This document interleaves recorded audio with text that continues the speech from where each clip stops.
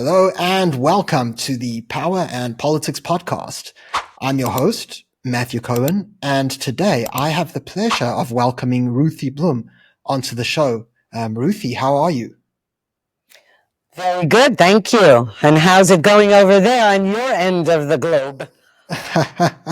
No, all good, all good. Everything's continuing to develop at a rapid pace, as I'm sure you can imagine in Israel, but we keep going, you know. That's right. Exactly. So yeah, before we get started, it's been quite a while since we last spoke. I think it was end of last year, if I'm not correct. That's right. Yeah, and obviously a heck of a lot was going on back then, but so much has happened since. To start off, how have you been since then? How is everything on the ground in Israel?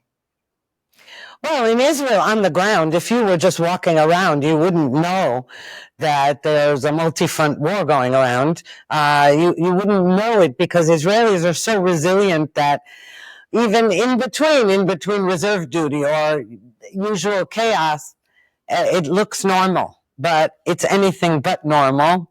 Because in addition to all the other fronts, Syria entered the fray with the massacre and brutal, bloody massacre of Druze in Syria at the hands of the new regime's forces and Bedouins. And so that's going on. And Israel is keeping an eye on that front and also had to bomb some targets there in Syria.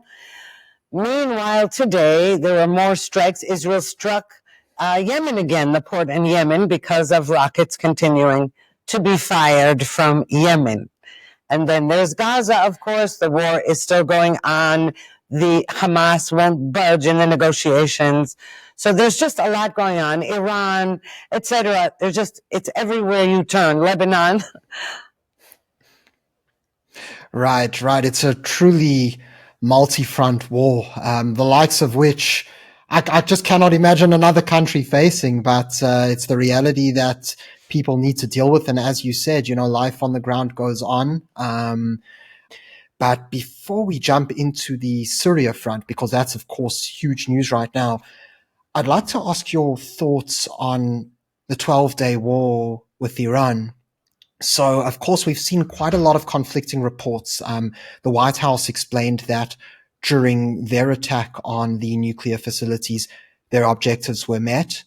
And, of course, when the ceasefire was signed, we assume that the Netanyahu administration felt that the military objectives on Israel's side were also met. However, there always seems to be those conflicting reports, and we know that the media plays this game, especially the more anti-Israel media, when they'll go and say things like, oh, well, the enriched uranium was already moved before the strikes happened. Iran had prior knowledge. Not all objectives were fulfilled. So what I'd like to know from you is, judging from your insight, do you believe that all of the necessary military objectives were fulfilled during the 12-day war, or do you believe that Israel may at some point need to extend operations?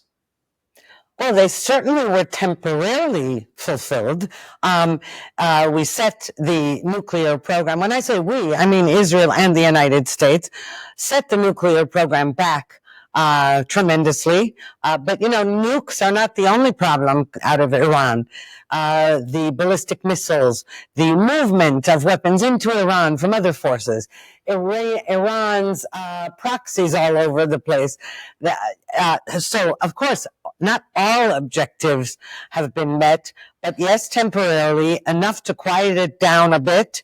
And the main issue is whether Israel will be given the green light to do what is necessary when it becomes necessary. And I don't say if, because in this region, I can't say when exactly. I can't give you a date. But there's no question, while you have radical Islamists running anything, you have jihadists and their patrons doing something, obviously the job isn't finished while they're still in power. Right. That does make sense. And so in that regard, when it comes to the reports, the specific reports we've seen, of course, President Trump at the time explained that, if you're doubting the US reports and the fact that we are saying that we achieved those objectives, then you're doubting the US military, you're doubting our troops, which of course is not not really a sort of place you want to be. So yeah, judging from what you've seen, does it appear that they were in fact successful at disarming Iran, if not entirely, at least to a substantial extent? Well, definitely weakening Iran, and that's a major part of this whole puzzle, because you see, the Iranian people are dying to get rid of that regime. Now, nobody can do that from the outside, but the way it can be helped along is by weakening the regime even more. That's the way to do it. And whatever President Trump says, sometimes he says this and sometimes he says that, or he shoots from the hip a lot and posts on Truth Social. But that's not important. What's important is what he does. And what also, if you read, not even between the lines exactly, you can see that what President Trump said to Iran was, they're interested in making a deal, and I'm in no hurry. That's one thing he said. And the other, because we weakened them so much. And the other thing he said was, if need be, we'll go back in. Right. So there is that sort of assurance from President Trump that even though we know that the regime is still technically intact, albeit weakened, they better not try anything again. We definitely still have our eyes on the region. That's right. So, okay. So, bringing things a bit forward to what you were actually speaking about, specifically this issue with the Druze in Syria, we've seen this step up in the Israeli defense of the Druze communities there. And we also saw quite a few strikes that were happening nearing the presidential palace in Damascus. And of course, on the Israeli side, we had the Druze community, the Israeli Druze community, talking about a nationwide strike, should Israel not intervene. And so my question to you is actually twofold. Do you believe that Israel has made the right strategic move? So first of all, on that military strategic front, and then secondly, on the moral front. Well, for sure, when Israel first bombed in Syria as a result of the beginning of the massacre of the Kurds, of course that was the right thing to do. And the trouble is, of course, there are people, the powers that be in Washington, who aren't so happy with that, because they're still under the illusion that they can have normalization, that al-Julani, the head of the Syrian regime right now, that he's a terrorist in a tie, and they decided to stop designating him as a terrorist and to remove sanctions from him, to enable him to join the Abraham Accords, etc., etc. But he is a full-fledged jihadist. He was in ISIS and Al-Qaeda, and he hasn't changed his stripes, maybe the stripes on his tie. So the trouble is that Washington is kind of telling Israel, you got to cool it a little bit, because we're still in the middle, of trying to get al-Julani to calm things down over there with all the different groups fighting. Mainly, they didn't mention that it's his troops that were committing the massacre, and others on behalf of his troops. But never mind that for a minute. So Israel took a step back, but this is also an Israeli interest without any connection to the Druze. Obviously, the Druze are Israeli citizens. It's a connection to them, just as I'm an Israeli citizen. The Druze who are Israeli citizens, because that border, now we see how porous it is. We saw how easy it was for Israeli citizens who are Druze to storm the border and go over there to try to help, to go into Syria, to try to march to Sueda to help their brethren fight off the massacre. And then Israel said, you got to come back. You're endangering yourselves. You could get kidnapped. You could get killed. You've got to come back. Now, a lot of them came back. About 1,000 went in, and not all of them came back, but the issue is when they came back across the border, do we know who came in with them? I mean, they're just like sort of undertones of October 7th all over again, this time on the Syrian border, and it's very, very worrisome. Right, especially since it's so close to home. And of course, we've seen how, just like you mentioned, which is a very important point, we see these reports on how they're Bedouins who are getting involved as well. But I think a lot of people seem to fail to understand that the catalyst is al-Jilani. It's his forces. And what's also just blows my mind is how people seem to have conveniently just forgotten his entire past.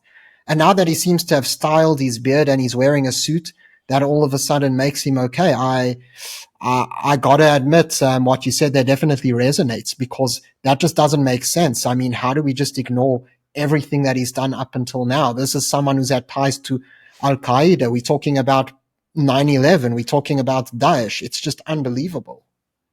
No, absolutely. So obviously, if a person comes along one day and says, I've changed, the proof is in the pudding, right? So far, he's failed that test.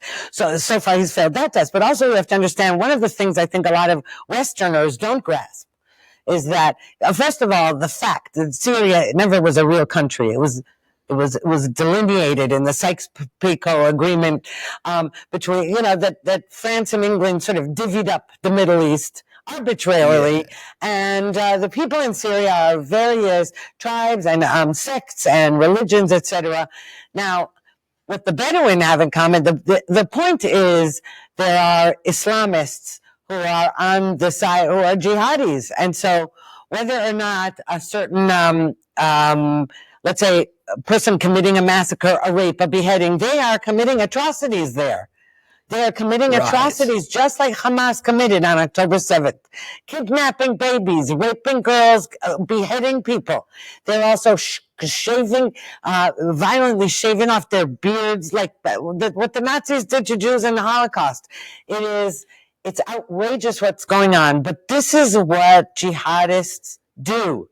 And Jilani's troops are not the only jihadists in Syria, just as the rest of the Middle East is filled with their own jihadists, Hezbollah in Lebanon, and various others, the militias in Iraq.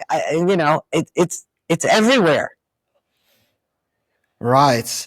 And I think that also is what kind of, how do I say, amplifies the situation, because, it's very easy when you can kind of zone in on, this is the enemy, these are the people you got to protect against. But it just feels as if, to a large extent, Israel, the Druze, will say, for a broader term, the innocents in the region, they really just don't seem to have anywhere to run, because the reality is the Assad regime was problematic. They used chemical warfare. They obviously got overthrown, but al-Jilani is no better, just different. And so I'm not sure, Ruthie, if you had to sort of have a crystal ball, right? How do you see all of this unfolding going forward? Well, it's very hard to see at the moment how it goes forward, because this is all kind of brand new. I mean, even the fall of the Assad regime is new, relatively new. And we have to see the effect that the Trump administration has. For example, let's say next week, whatever I say now will become stale a week from now, if not a day from now or an hour from now. Because, for example, President Trump, just as he said, wonderful, wonderful, he's such a handsome guy, al-Jilani, and all that, he's capable of saying, okay, we're slapping sanctions back on you, and you're now going to be an international fugitive again. How I see the whole Middle East playing out is how everybody I know who hoped that the Abraham Accords would be expanded and that Saudi Arabia would, it had already given its tacit approval. Otherwise, the Gulf states wouldn't have joined. But then October 7th broke out, and then all of those even the ones who were normalizing with Israel, wanted to make sure Israel won the war before saying, we need a strong America and a strong Israel. Otherwise, we better just kowtow to Iran, okay?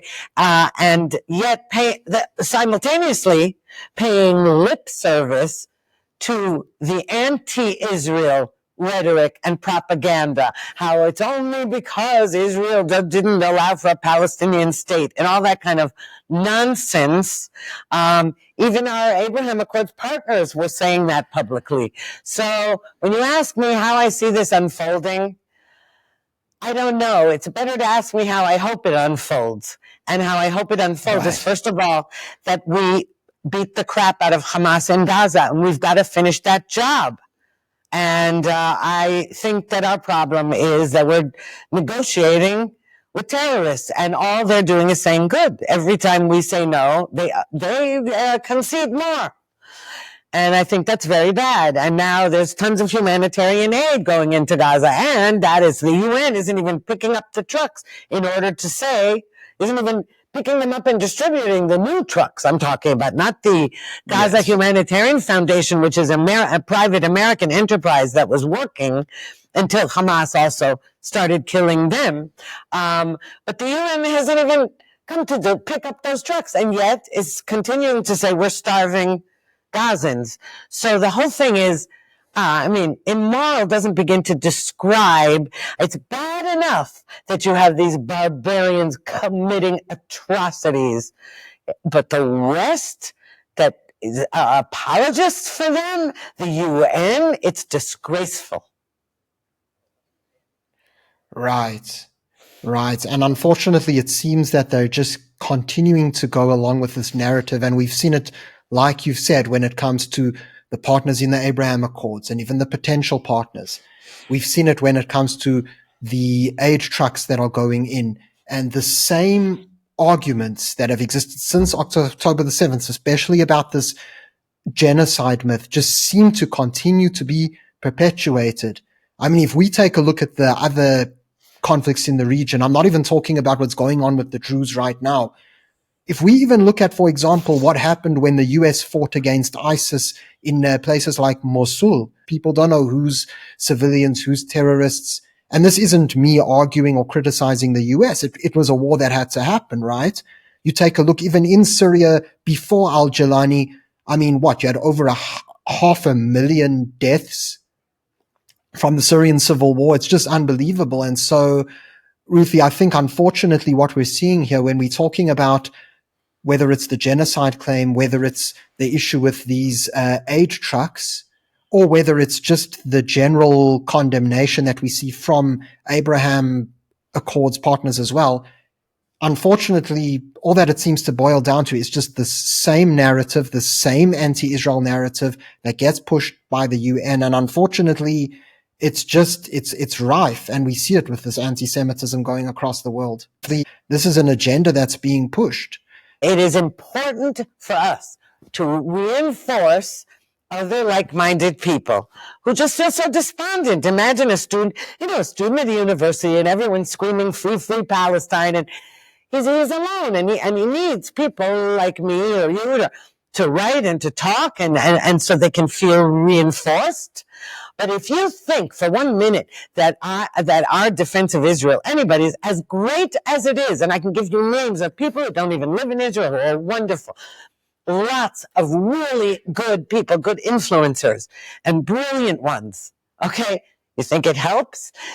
If anything, the anti-Semitism is increased. You think it helps every time Douglas Murray goes on the Piers Morgan show? Do you think it persuades him or the people who agree with him? It does not. But, it's gotten to the point where the universities are so full of indoctrination about everything, and not just Islam, radical Islam, and not just about Gaza, about everything. It used to be you'd go to university to read great books or to study a profession. Now all it is, all this woke crap. And so it's no wonder that these young people don't even know. If they had to find Syria on a map, I'd like to see it. Okay. Certainly not Israel. You can't see Israel on a map without a magnifying glass. But that's all I mean. So I'm not sure, when you say, what are we going to do?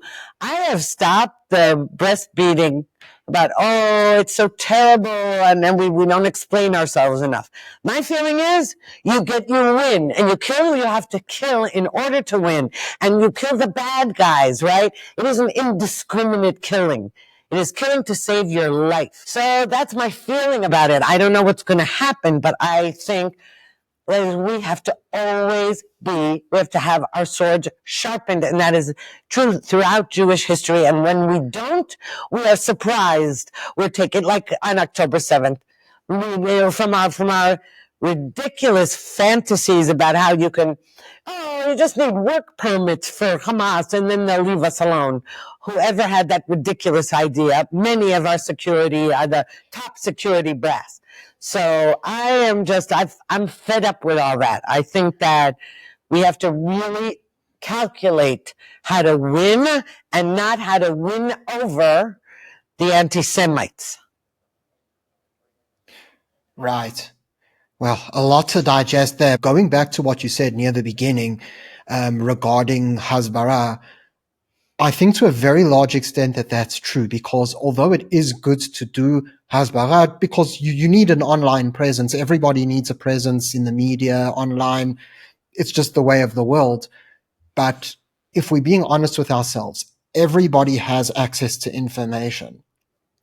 And anybody that has the access, which most people do, especially in the developed world, will be able to find out for themselves what the truth is.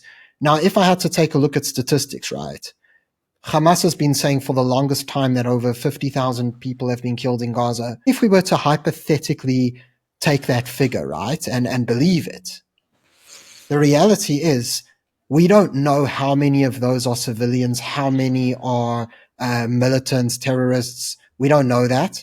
And regardless of what the proportion is, people talk about a genocide. But what I ask people is, what is the dictionary definition of a genocide?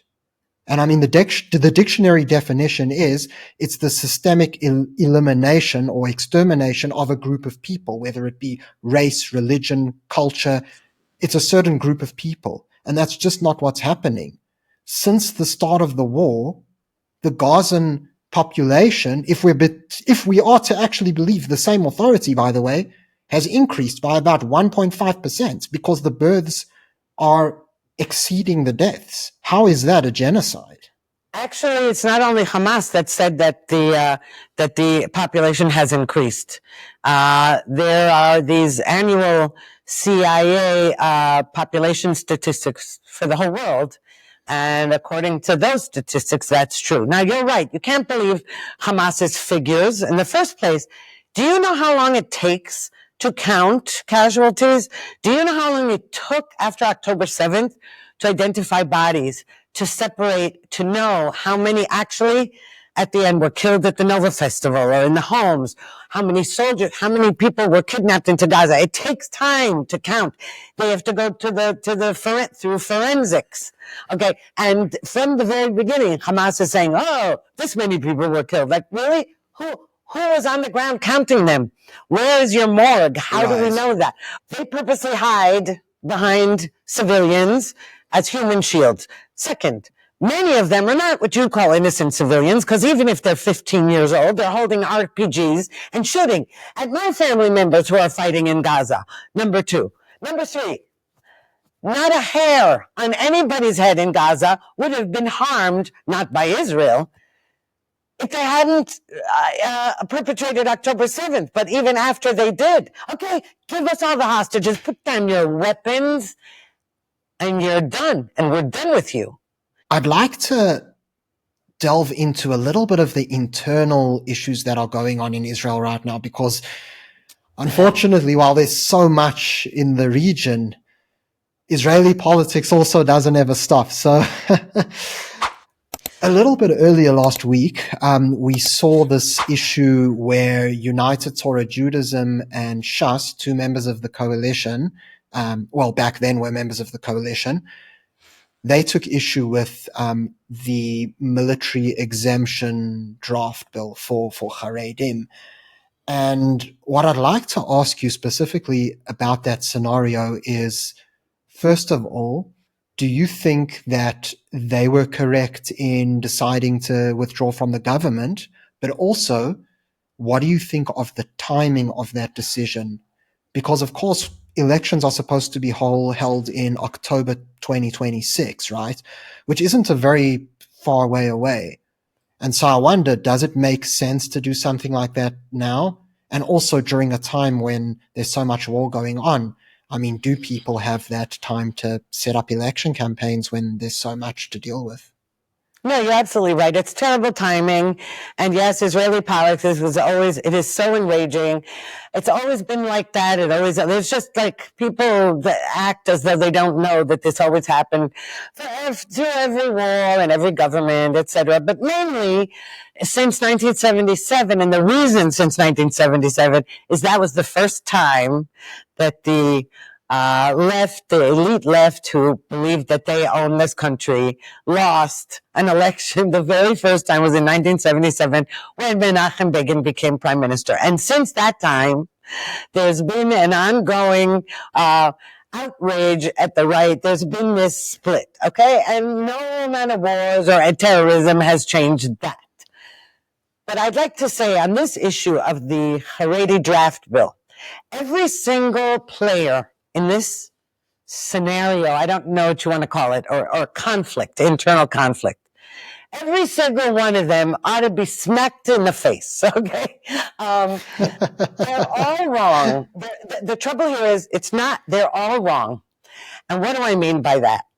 I'll start by saying that I do understand the Haredim because they're the favorite punching bag of everybody. Oh, and they don't serve in the army. By the way, it's much easier today not to serve in the army than it used to be in Israel. So that's number one. Number two, the person working on the compromise with them on this bill, Yuli Edelstein, a member of Likud, pulled a fast one on them. Because they had agreed on a bill. They had they had written it all out. There was a kind of contract, right, between the government and, they're part of the government, but what I mean is they arrived at a formulation for a bill that was acceptable to most parties. Not great, but acceptable.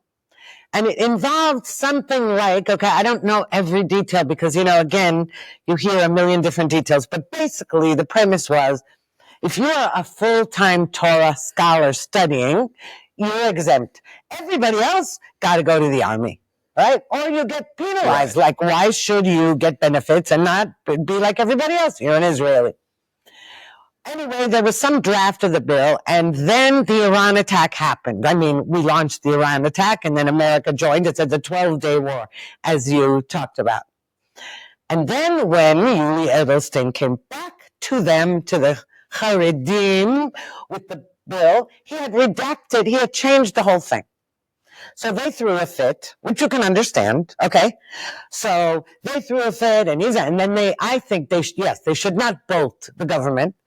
Yuli Edelstein had his own motives for pulling that one on them. Then let's talk about the Israeli army. The Israeli army, they were just sent, the Haredim were sent, out, recruitment notices. But the Israeli army, meantime, just shut down 2 Haredi units. The army isn't prepared to absorb them in the first place. And so what you have is a whole lot of people in Israel using that as an excuse to bash the Haredim, when in fact nobody wants them in the army in the first place. The army sure doesn't, because it's too much trouble to set up the units and have the right kosher food and have no women be instructors. There are a lot of technical difficulties with it. All right. But even during this war, a bunch of Haredim showed up at the draft office and were sent home. So a pox on all their houses.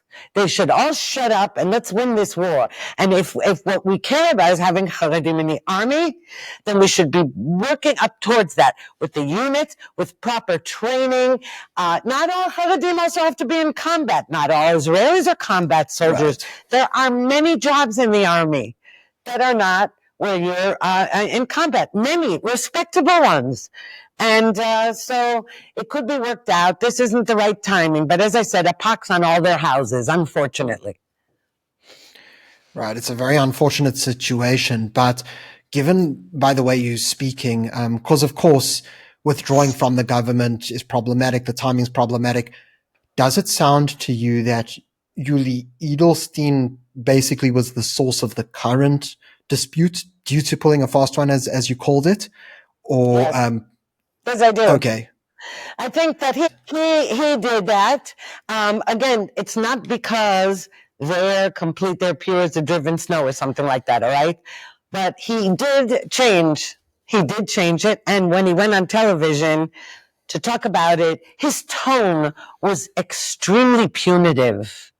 And we will punish them, and whoever doesn't do it will be locked up. Or his tone, it was like, whoa, what do you do? This is how you, not exactly how you encourage people to do what you want them to do. So as I said, it's terrible timing on everybody's part. And yes, and even if we did schedule elections for tomorrow, it wouldn't happen for another few months. And the same government would still be in power, and Bibi Netanyahu would still be prime minister. And all we would do is, as you pointed out, an election campaign, posters, and demonstrations, and people phoning you up asking who you're going to vote for, and new parties forming, with the committee having to okay a party because it got enough signatures. Imagine in the middle of all this, all the 7-front, 8-front war, with that going on, it would be insanity. Right. No, of course. And I think it just shows also how the public actually has also been swayed a lot of the time. And it feels almost as if this is another one of those situations, because a couple of months ago, I'm sure you remember, there always used to be that Bchirot Achshav campaign, that Elections Now campaign. And I remember you'd go onto YouTube and all of a sudden some video would start playing and it's Bibi Netanyahu, and they'd say, Ata Rosh, Ata Hashem, you're the head, you're guilty for all of this, like, get out, basically. And during that time, even though it seemed as if people were maybe leaning towards, okay, maybe we need elections and all of that, it really died down pretty quickly. So it feels like a lot of the time what tends to happen in Israeli society, particularly on the left, and particularly the anti-Netanyahu bloc, is that each time they seem to sense a little bit of a weakness or they think they've got a gap, boom, let's start campaigning and telling people we need to have elections and toss Bibi out. Hasn't worked the past 50 times they've done it, but now they seem to be of the opinion that this time it will work, And so I'm wondering, will this now be the next catalyst, because the Haredim are no longer there? Do we now push for elections again, which I think would just be irresponsible? But listen, any excuse to say that the government is bad, okay? I'm telling you, the left doesn't want the Haredim in the army. The left doesn't even like the national religious in the army. They've been dying more than any other soldier in this war. They're the best combat soldiers, the national religious. And the left hates them, okay? Okay, the left says, the army is turning so religious. Okay, so they're just hypocrites. But let me tell you, it's interesting you said elections now. The left loves the word now. Peace now. All the hostages now. End the war now. Now is their favorite words. And you want to say, fine, do it. Go right ahead now. Okay, that's their slogan. Now, you just tack now onto everything, and it means we are the enlightened ones with the good hearts, and the other people who don't want now are the bad people. Right, and it just completely lacks all common logic, because at the end of the day, if you're going to be pragmatic and see everything going on, it really makes no sense. That's kind of why I keep reiterating that point of just wait until the election is supposed to happen. I mean, surely you'd think we've got a fight on our hands, an external fight on our hands. Let's get that done first. But it sounds like you and I are pretty much on the same page. But you brought up an interesting point, which is this formation of all these new parties. And okay, we had a little while ago that merging of Labour and Meretz. And now we have Yair Golan leading that up. A couple of days ago, we saw Gadi Eisenkot decide to leave Benny Gantz's party, which was interesting. But now we also saw that NaftaliBennett seems to be wanting to mark his return to politics. What do you make of that? Do you think he has any chance of success? NaftaliBennett, look, it was to be expected, okay, because he's spent the war being on television, defending Israel, etc. And it was clear that he was trying to work his way back into politics. He always does better in polls than he does at the ballot box. We'll see. I think I can't imagine who wants him. I mean, it's true. He gets higher numbers in polls than he does on actual election day. And one of the reasons is he pulled the fast one when he became prime minister in an illegal way. It was legal, but it was what I would call, you can have something called legal, but yucky. Okay, it's not a legal term. Right. Yucky. It's my term.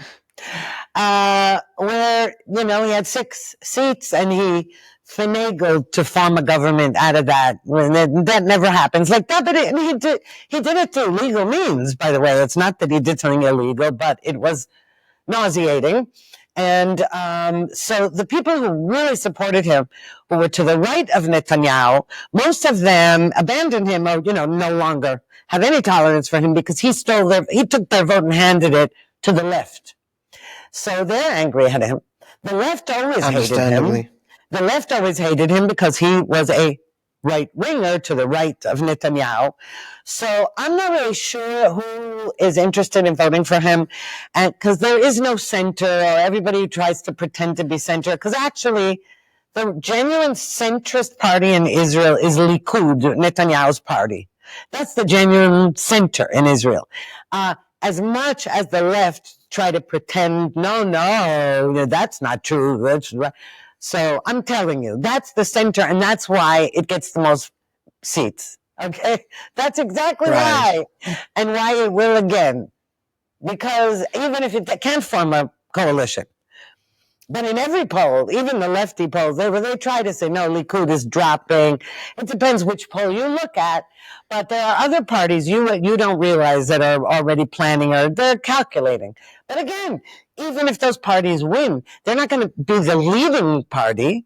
They'll have to be as a member of a leading party's coalition. And we could end up in one of those awful electoral impasses again, like we did 5 cycles. And that was... Right. So who knows? I don't know what's going to happen. And everything happens so fast here, as you say, that yes, it's hard to actually predict. Right. No, that is true. I'd actually like to bring up a certain poll that I found. Let me just bring it up so I can share my screen. And something that really interests me is that this specific poll, it was actually done by Channel 12, which we know is generally not a friend to Netanyahu. To put it mildly. To put it mildly, correct. To put it mildly. But what's really interesting is how this specific poll actually seems to agree with a lot of what you're saying. So, all right. So if we take a look here, it claims that if elections were held today, Likud would be the leading frontrunner with 27 seats. And so even though you definitely are right, sometimes the left-leaning polls do undercut Likud support, Ruthie. Even in this poll, they seem to be pretty adamant that Likud would remain this way. And even other polls that I've seen, whether we're talking about Kan 11, whether we're talking about Channel 14, they all seem to be headed this way. And then, of course, you've got this Bennett at 23. And I have to agree with you. I don't see how on earth he's going to get 23. No way. I mean... by the way, Channel 14, you're right. Channel 12 has Likud at 27. That's low. Okay. And that's, again, Channel 14 had Likud last time, I think, at 34. I mean, we don't know. We don't know because, again, it all depends on who's running. That does make a difference, right? Because if Benny Gantz isn't running, and then there's a Victor Lieberman's party, and so if you don't know who's running, the poll is useless in a way, because it's like, who are you voting for? Well, what are my choices? What are my choices and who's on the list? Okay. Right. And that's another thing that's another point that really plays on my mind, right? Is that there seems to be this extreme level of personality politics. So for example, if we look here, it's Yair Golan's Democrats. I mean, Meretz and Avodah barely make it past the threshold. In fact, if you can correct me if I'm mistaken, but I think the past few election cycles, one of them would maybe just scrape through and the other one wouldn't even be able to pass the thresholds. They wouldn't even get mandates. Right. And then you just see blue and white. I mean, this poll has them obliterated. Benny Gantz's party at like 6 seats. So the common theme that seems to play in my mind, Ruthie, is these are not real serious parties. The only serious parties, well, are in the minority, and it just seems that it's really just Likud. Because the minute that these guys come and go, well, their supporters just swing to whatever the flavor of the week is next time. That's right. That's right. Now, look, Yair Golan's party, the Democrats, and that's no accident that he called it the Democrats, okay? Let me tell you something. Commies always do that. They love the word democracy. They shove it into all their NGO titles and everything. This guy, just so you should know, he's a heavy-duty radical on the far left, okay? Yes, he was a general who stood in front of his troops on Holocaust Remembrance Day and said, we have to be careful not to behave like Nazis, et cetera, et cetera. The guy is horrific. And when he merged Labor and Meretz together, I was glad in the sense that, good, because Labor is always pretending that it's centrist, but it was on the left. It's a leftist party, and Meretz is very left. So now it's like, okay, the cat's out of the bag, you guys.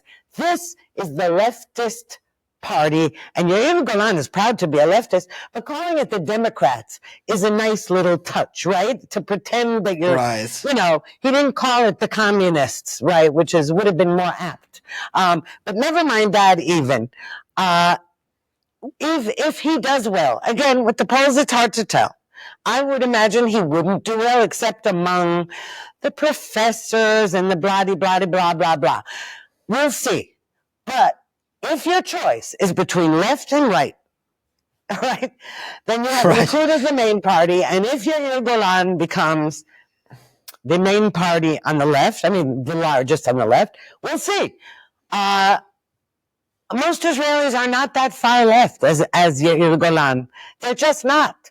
So then they might like Lieberman because he's not a leftist. He just hates Netanyahu. So he votes with the left. But he actually, his politics are not on the left. But he's happy to abandon his politics just in order to topple Bibi. So, he's always put on the left side of the pie chart when it comes to seeing how the elections divvy up. So we'll see. That whole anti-Netanyahu block, that's if we can call it that. Exactly. Sometimes they called it the Change Coalition. Sound familiar, Mr. Obama? Hope and Change, right? The Hope and Change, right? Hope and Change. So we'll see. I just find it hard to believe because despite all the noise, really Israelis are not that radical. They're not. Right. That's exactly the point. And that's why it just amazes me that nobody seems to take that into account. I mean, there's a reason why Likud is pretty much always, as far back as I can remember, at least in my lifetime, the biggest party in Israel every single time. Whether they're able to form a coalition or not is a different story, which brings me to my next question. But generally, that's who leads and that's who gets the mandate. So, yeah. Leading on to the next question that I just referred to, the way things stand, do you think that there are potential partners that Bibi Netanyahu can approach to form a coalition outside of his current setup, especially now that these parties have withdrawn? Should he win the next election, or rather he wins the mandate to form the coalition? Well, from the parties that exist already, if the Haredim are not, you're asking me, okay, what alternative coalition could he form? And yes, first of all, yes, with the religious Zionists, and yes, I know people talk about Itamar Ben-Gvir and Smotrich and Bezalel Smotrich, blah blah blah. The point is that both of their constituents serve in the army and are patriots and everything, whatever you think about them. A lot of lies are spread about them. By the way, I'm not crazy about them for different reasons. I have nothing to do with their their reputations as some kind of monsters. They're not. All right, I have my other issues with them, but if you look at the board, at the map, and I would say, okay, who would I want him to form a coalition with? I can't think of anybody else unless new parties form that I like. I mean, there are rumors of this. Again, I'm not going to say because someone I know who might be forming a party, and he's it's based on their military experience and stuff, and they're not on the left. Anybody who's now, as I said, Bennett wasn't on the left, but what Bennett hates Bibi,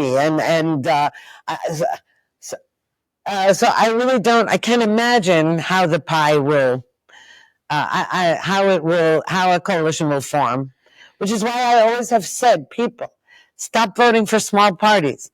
Vote Likud or whatever the other second one used to be, Likud and Labour or whatever, Say, just stop wasting on these little parties. We're going to be in an endless election cycle with, okay, wheeling and dealing, you join me, I'll give you this. You join me, I'll give you. Just vote for, even if you don't like, look at America, the two-party system, right? So you vote for, there's an independents never do anything except dilute one of the sides. But, you vote for, like this last election, you vote for Trump, or you vote for Kamala, or you don't vote. Okay? Those are your choices. And here, you have too many choices that tempt you, because you say, listen, I can't stand this guy, and I can't stand that guy, and I can't. We'll see. But I think it's futile to do that. I see what you're saying, and that does raise a very important point, because the reality is, if we look at ideology, we look at actual policies, it doesn't really seem like that's what's driving a lot of the electorate, right? That's why you have these polls that are just such a mishmash. Then Bennett comes on and everybody's going to vote for him. We don't even know what his party is going to be called yet. No. That's how early we are. And what are and again, saying anybody but Bibi is not a policy decision. Right. And what we've seen now is that people attacking Bibi from the right are people like Bennett, he isn't tough enough on Iran. We're not tough enough on Gaza. He's not tough. And I'm thinking, Avigdor Lieberman says Bibi isn't being tough enough on Gaza when he just said, and soldiers are dying for no reason in Gaza. It's like, wait a second, buddy. What are you trying to say here? If you were prime minister, what would you do? He was defense minister. He claims that the reason he stopped being defense minister is that Bibi wouldn't let him, that was years ago, wouldn't let him defeat Hamas, wouldn't let him assassinate Sinwar, whatever. Notice how in retrospect, all of these guys have an interesting selective memory about their huge role and how, Bibi prevented them from doing A, B, and C. Right? So we have Yoav Gallant, who was a defense minister, and he went on a podcast, Dan Senior's podcast, a month ago, taking credit for all these operations and saying, no, we would have done it better if we had the pager and beeper operation. I was ready to do it months earlier. It was like, you know what, buddy, give it a rest, okay? The guys on the sidelines saying how we're not doing things right in Gaza, and maybe we're not, right? But the ones saying that to attack him from the right always join the left in a coalition. I don't want to hear a word they have to say. Right. Fair enough. So to close out, I wanted to touch on the Abraham Accords. We spoke a little while ago about, first of all, the existing members of the Abraham Accords, but we've also heard about recent developments whereby there appears to be the possibility, at least, of adding the likes of Saudi Arabia to the deal, and then Syria and Lebanon. Do you believe that this is achievable? You mean, let's see, when the unicorns flying around above us? Listen, I thought it was believable with Saudi Arabia. Okay, because Saudi Arabia had an interest in that. All right, but get this. But if Saudi Arabia insists that a Palestinian state would be a precondition for its normalizing relations with Israel, forget it. Meanwhile, Syria, the leader of Syria, with whom, I don't know, Trump seemed to think was, okay, he is a jihadist. So the chances of him doing some kind of normalization deal, I don't know. I don't know if I want Israel to do that with him. Then you say Lebanon. Really? Hezbollah is still a major part of the Lebanese government. And the Lebanese president said, I'm not normalizing with Israel. So you ask me, what do I have all these hopes for pink balloons in the Middle East? Not until we defeat Hamas, and not until we set the stage for who's boss in the Middle East.